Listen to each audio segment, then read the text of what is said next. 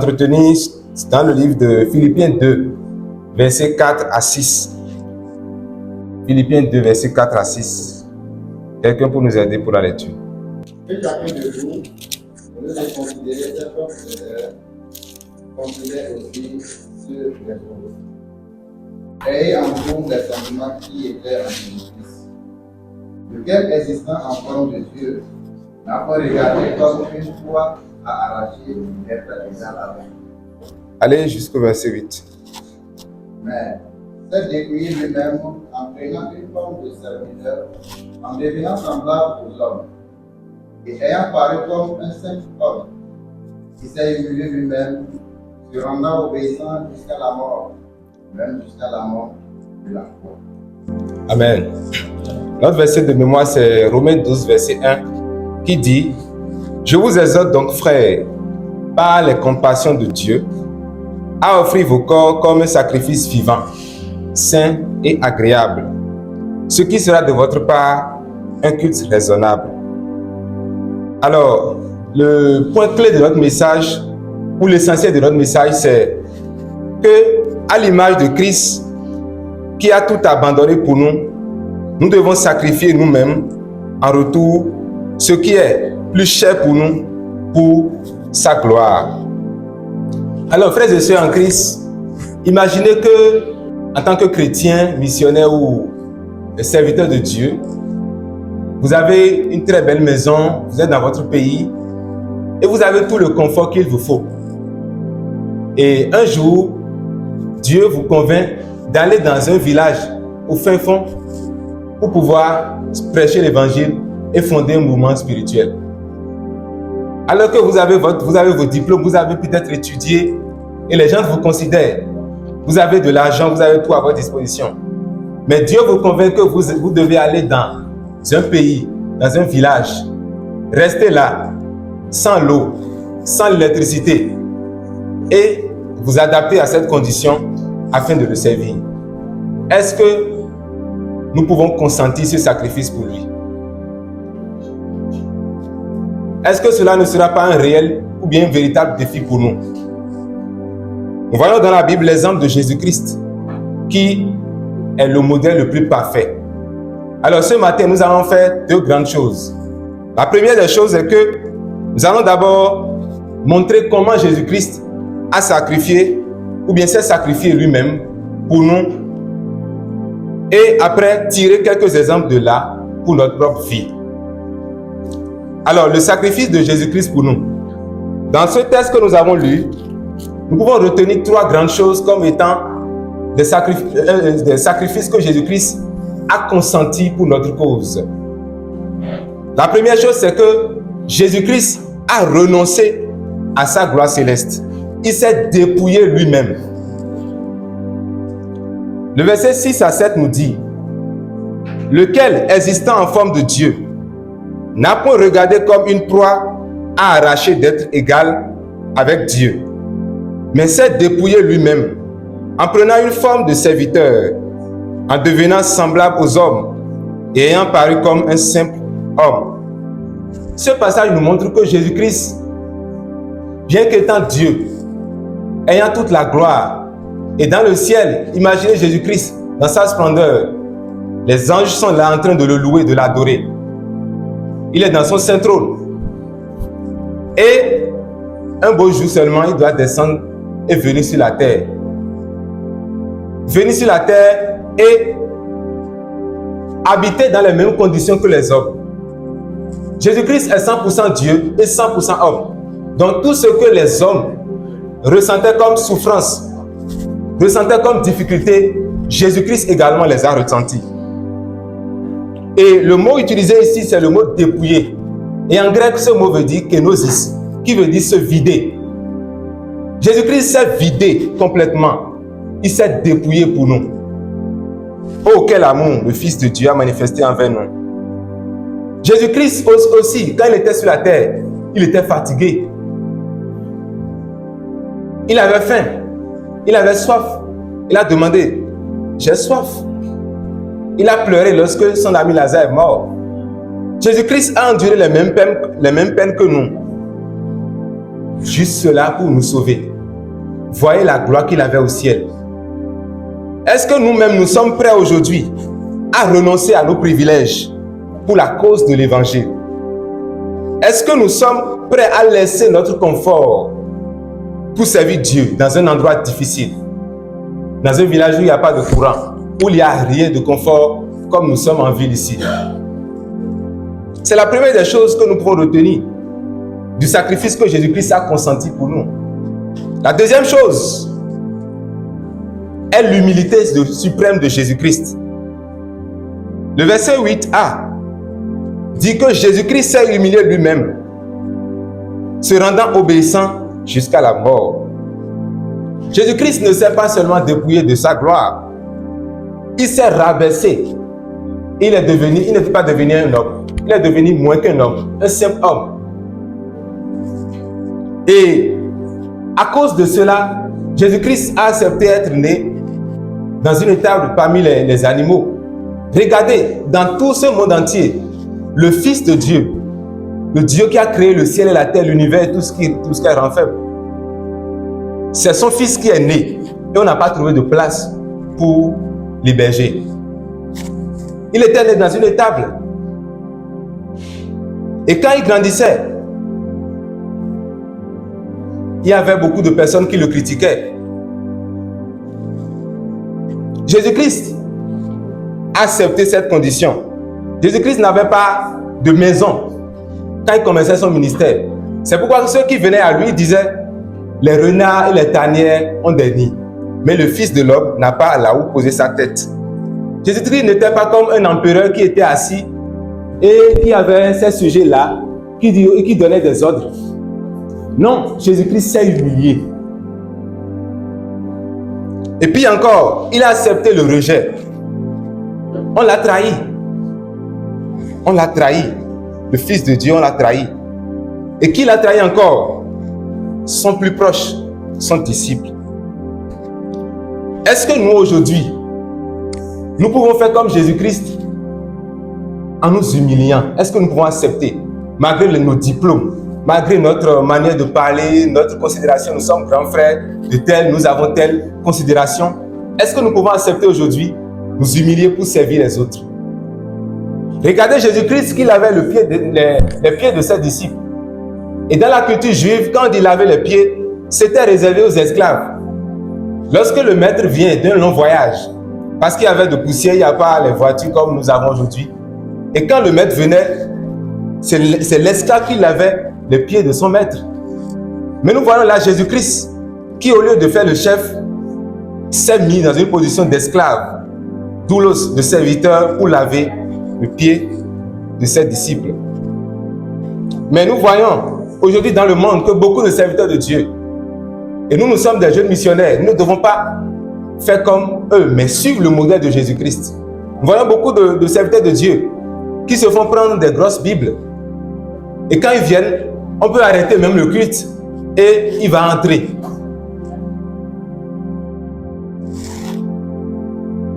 Troisième chose, par rapport au sacrifice que Jésus-Christ a consenti pour nous. Le verset 8b a dit: il s'est rendu obéissant jusqu'à la mort, même jusqu'à la mort de la croix. Le sommet du sacrifice de Jésus-Christ fut la croix. Jésus-Christ n'a pas évité cette souffrance. Jésus, quand il est venu, il n'a pas fait tout. Et quand il s'agissait de la mort, il dit: hey, je ne peux pas mourir pour vous-même. Non. Quoique, à un moment donné, il a dit si cette coupe pouvait passer. Mais il a soumis sa volonté à la volonté du Père en disant: toutefois que ta volonté soit faite, non pas la mienne. Est-ce que nous-mêmes aujourd'hui, tout comme Christ s'est soumis, nous sommes prêts à continuer dans notre engagement avec Dieu, même dans les moments difficiles? Jésus a été trahi, il a été flagellé. La mort de Jésus-Christ n'était pas une mort par le pistolet ou bien une mort simple. Jésus-Christ, on a craché sur son visage. On a fabriqué un chapeau fait d'épines. Les rois de ce monde ont des couronnes de gloire. Mais Jésus-Christ, le roi des rois, a porté une couronne d'épines. Mais jusqu'à ce moment, jusqu'à la mort, il n'a pas dit: Père, je suis fatigué. Et laisse-les, ils vont mourir pour eux-mêmes. Quoique Jésus-Christ se sacrifiait volontairement, il a accepté. Parce que nous-mêmes aujourd'hui, nous avons le choix de nous soumettre à Dieu ou pas. Dieu nous donne le libre choix. Et Jésus-Christ, même dans les moments difficiles, personne ne le forçait à continuer à mourir sur la croix. Lui-même volontairement se donnait. Alors, le deuxième point. Comment nous-mêmes, nous pouvons nous sacrifier pour la cause de Christ? Nous n'avons pas d'autre chose à faire. Ce n'est que de suivre le modèle de Jésus-Christ. Parce que l'amour répond à l'amour. Le verset de mémoire que nous avions lu dit, par les compassions de Christ, sacrifiez vos corps, sacrifions nos corps à Dieu comme un sacrifice vivant, saint et agréable. On n'a pas dit par les flammes de l'enfer. Notre marche chrétienne n'est pas motivée par les flammes de l'enfer, mais par l'amour de Christ. Conscient de ce que nous venons de dire, sur le sacrifice que Christ a consenti pour nous, nous devons de même consentir ce sacrifice. En faisant premièrement, en nous dépouillant nous-mêmes de notre gloire, comme Jésus-Christ lui-même s'est dépouillé. Et aujourd'hui, en tant que jeunes, nous avons beaucoup d'ambition. Nous voulons voyager, nous voulons avoir un boulot stable, nous voulons avoir une maison, nous voulons avoir une stabilité financière. Nous avons des ambitions. Mais nous sommes convaincus que Dieu nous appelle à le servir dans son champ. Et nous devons abandonner nos ambitions pour aller nous faire former, pour être efficaces à Dieu. Je bénis le Seigneur pour la vie de chacun de nous ici, qui avions accepté, abandonner nos plans pour les plans de Dieu. Parmi les plans de ce monde, il y a un plan le plus parfait ou le plus grand. C'est le plan de la réconciliation du monde de Dieu avec le monde. Et nous sommes les acteurs de cela. Et nous nous sommes dépouillés. Nous n'avons pas dit que si je viens ici pour me faire former, comment je vais faire pour faire ceci? Non. Nous avons abandonné 3 ans de notre vie. Ce n'est pas peu. C'est un grand sacrifice. Et je ne veux pas que cela soit juste une formalité. Parce qu'être interné pendant 3 ans, sans un engagement profond, ne donne aucun résultat. Le plus important n'est pas de venir ici, ou bien de rester ici pendant les 3 ans, mais d'être concentré, de savoir ce pourquoi on est ici. Jésus-Christ, quand il était venu, non seulement il s'est dépouillé, mais il n'était pas distrait sur la terre. Lorsqu'il constatait qu'il veut avoir les chefs religieux, qui veulent le dire, viens, on va t'établir roi, tu vas régner. Il n'était pas venu pour régner, il était venu pour être serviteur. Est-ce que nous sommes prêts aujourd'hui à nous dépouiller, nous-mêmes, pour la cause de Christ? À 30 ans, Jésus-Christ a été tenté par le diable, un jeune comme ça, à qui on présente les gloires de ce monde. Je suis sûr que si c'était nous, les jeunes d'aujourd'hui, nous on dit, j'aurai l'argent, j'aurai tout. Ok, j'accepte de me prosterner. Mais Jésus-Christ, il a refusé les avances du diable. Et 3 ans après, il est mort sur une croix nue. Quelle honte! Et tout cela pour nous sauver. Tout cela pour nous sauver. C'est dommage aujourd'hui de voir les églises qui ne veulent rien sacrifier pour le progrès de l'évangile.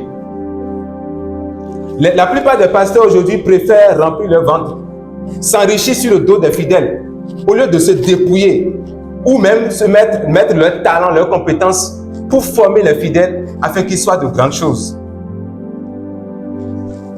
Deuxième chose que nous devons faire pour être à l'image de Christ, nous devons nous humilier et servir les autres. Nous avons parlé de l'humilité de Christ. Est-ce que nous sommes prêts à nous humilier? Est-ce que nous sommes prêts à nous humilier pour la cause de Christ? La Bible dit dans Matthieu 23, versets 11 à 12, « Le plus grand parmi vous sera votre serviteur. Quiconque s'élèvera sera abaissé, et quiconque s'abaissera sera élevé. » Est-ce que nous voulons être grands dans le royaume des cieux? Le chemin vers la grandeur n'est pas la grandeur, mais c'est l'humilité. Si nous voulons être grands dans le royaume des cieux, nous devons accepter nous humilier et servir les autres. Et beaucoup de chrétiens aiment réciter ces passages. Si tu veux être grand, il faut être serviteur. Mais dans la réalité des faits, combien sont ces fidèles ou ces chrétiens qui peuvent dire que parce que je vais être grand, j'accepte de servir. Le meilleur moyen de servir Dieu, c'est de servir les hommes. Est-ce que nous sommes prêts en tant que leader, ou bien parce que nous avons déjà le titre leader, nous avons fait 3 ans de formation en théologie, nous allons nous dire que moi je suis tel, vous devez me servir. Ce n'est pas le modèle de Christ. Et l'un des pièges que courent les serviteurs de Dieu est que, à cause de l'orgueil, c'est-à-dire du fait de ne pas se humilier, même s'ils ont tort, ils n'acceptent pas reconnaître le tort. La plupart des serviteurs de Dieu n'arrivent pas à accepter le tort à cause de l'orgueil. Lorsqu'ils sentent qu'ils sont en faute, et on leur dit que ce que vous faites là n'est pas bon, même de la bonne manière, ils ne reconnaissent pas leur faute. Mais l'homme qui a été qualifié comme l'homme selon le code de Dieu, David, ce n'était pas quelqu'un qui ne péchait pas, mais c'était quelqu'un, malgré ses fautes, il reconnaissait son état devant Dieu. Il reconnaissait ses fautes. Est-ce qu'en tant que leader aujourd'hui, quand nous sommes en faute et on nous dit, celui qui nous dit, est-ce qu'il ne devient pas notre ennemi? La Bible dit dans Proverbe 12:1, celui qui aime l'instruction aime la science, mais celui qui déteste la réprimande est stupide. C'est être stupide que de refuser qu'on nous corrige. La dernière chose que nous devons faire pour être à l'image de Christ, pour nous-mêmes nous sacrifier pour la cause de Christ, c'est nous pardonner sincèrement, sans rancune. Ephésiens 4:32 dit, soyons bons les uns envers les autres, nous pardonnons réciproquement. Qu'est-ce que Jésus-Christ nous a demandé avant de nous pardonner? Est-ce que Jésus-Christ nous a demandé de l'argent? Est-ce que Jésus-Christ nous a demandé de l'or avant de nous pardonner? Le pardon de Dieu est gratuit. Et à tout moment où nous sommes dans le péché, Dieu est prêt à nous pardonner. Mais pourquoi aujourd'hui, nous n'acceptons pas nous-mêmes consentir ce même sacrifice en pardonnant les uns les autres? Pourquoi nous demandons aux autres d'être transformés avant de les pardonner? Si Jésus-Christ devait attendre notre changement avant de nous pardonner, nous aurons un magasin de péché de notre vie. Oui, Jésus-Christ accepte de nous pardonner à cause de sa justice, à cause de son amour. Et nous aimons Dieu, pas parce que nous savons l'aimer, mais parce qu'il nous a aimés le premier. Est-ce que nous sommes prêts à projeter le même amour de Christ sur nos prochains? Qui sont les gens que nous avons déjà gardés dans notre cœur? Dieu nous demande aujourd'hui de les enlever de la prison. La dernière chose, Jésus-Christ a obéi jusqu'à la mort. Est-ce que nous-mêmes nous sommes capables de faire des choix judicieux dans des moments difficiles?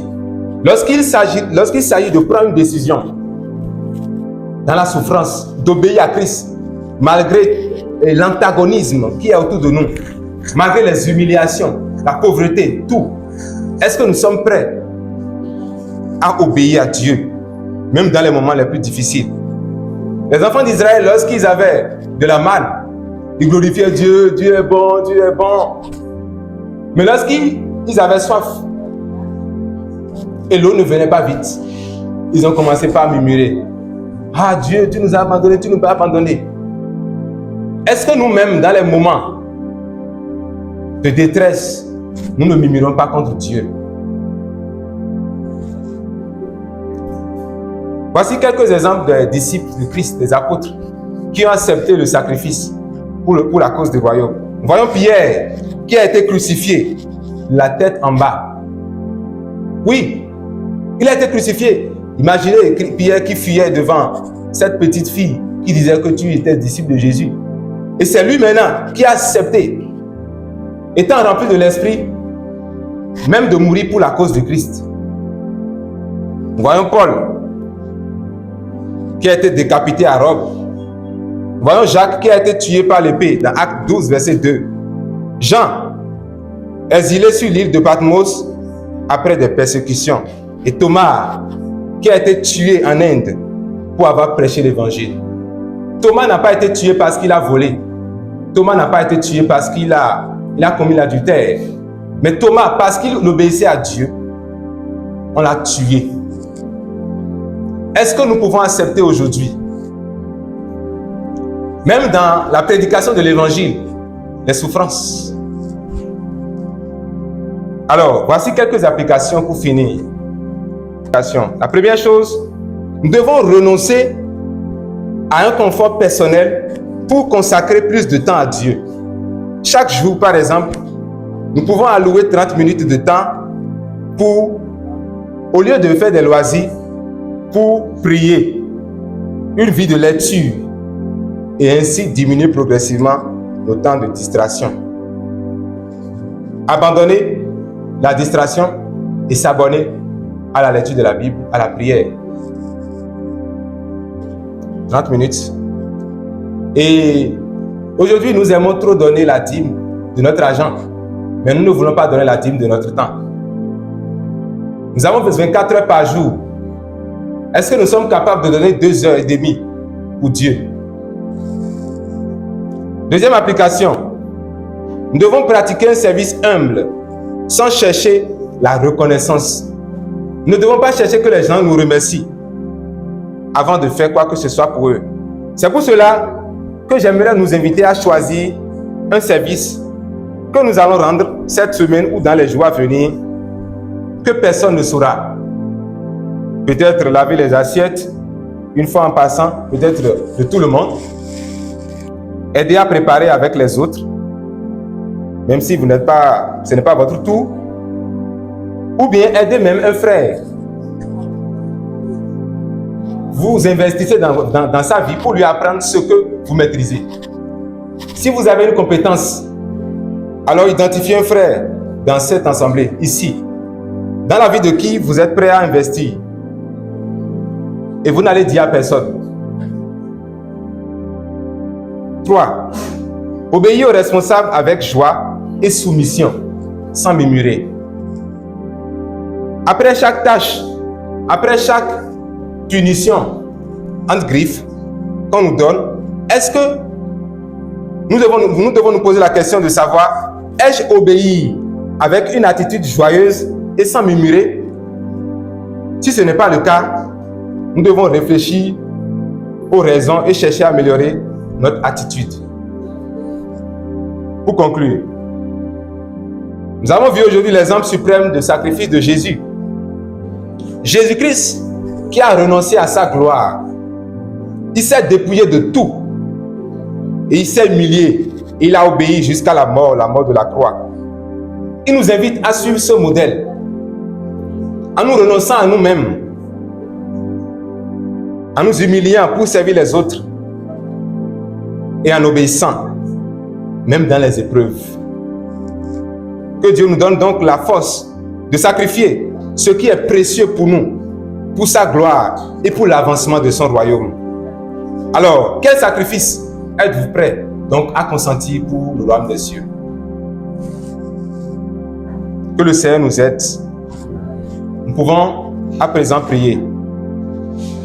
Nous allons demander à Dieu, par rapport au premier point du renoncement à soi, Seigneur, privilège et à mes intérêts personnels pour suivre pleinement ton plan.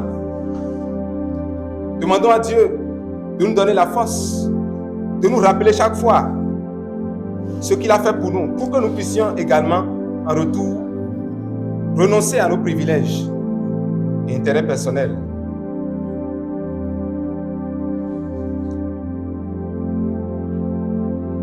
Prions sincèrement.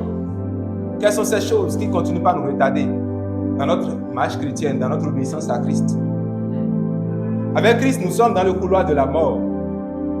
Et la Bible déclare que tant que le grain qui est mis en terre ne meurt, il ne peut porter de fruits. Est-ce que nous sommes capables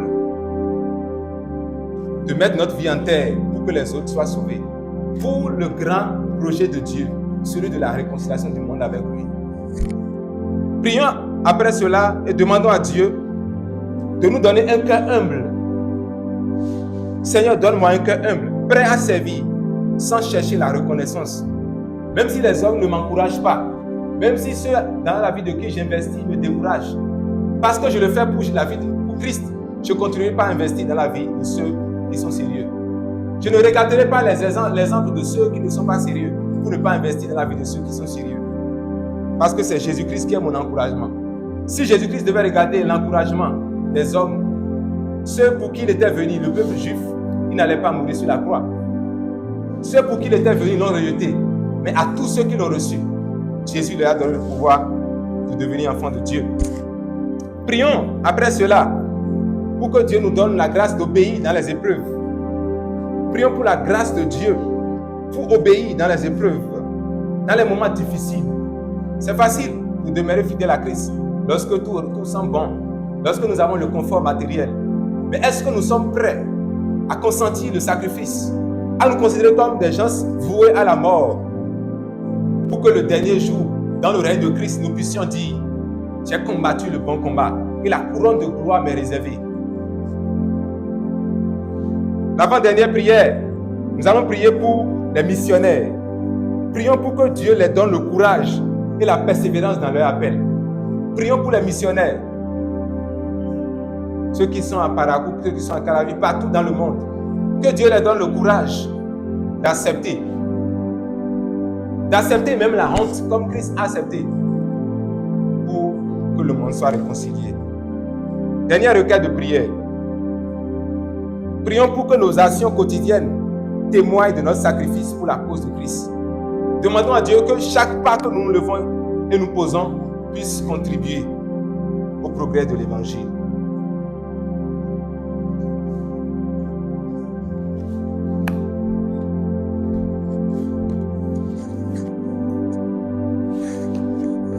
Je vais demander à notre directeur respectueusement de prier.